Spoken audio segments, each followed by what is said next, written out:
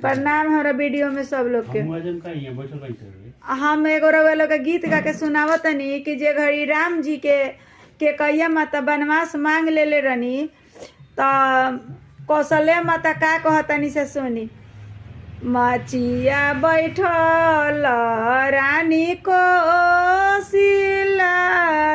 मेघा वासे रज करे ए मेघावा मती बड़ी सकेद लिके बनवा तराम सीता बन जई है ए मेघावा मती बड़ी सकेद लिके बनवा तराम लक्ष्मण बन जई है।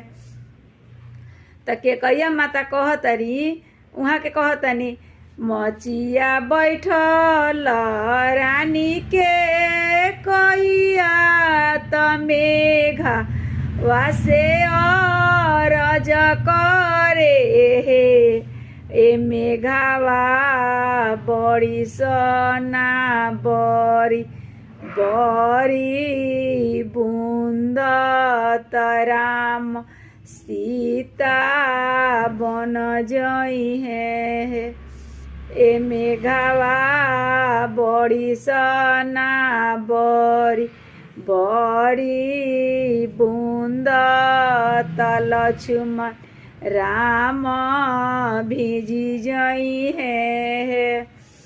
तब कहतरी फिर कौशल्या माता कहावा में भीजे नी राम त कहावा में लक्ष्मण है ए लालना कहावा में भीज ली सीता सुंदर नाई नासे लोरा ढारे ए लालना कहवा में भीज ली रे सीता सुंदर नाई नासे लोरा ढारे। कौशल्या माता के करेजा पूरा ई हो जाता, टूट जाता कि आज हमारे राम लक्ष्मण भीज जइहे सीता इतना सुंदर कि जवन की कितना सुंदर से फूल नियर पोषण पालन भइल बा।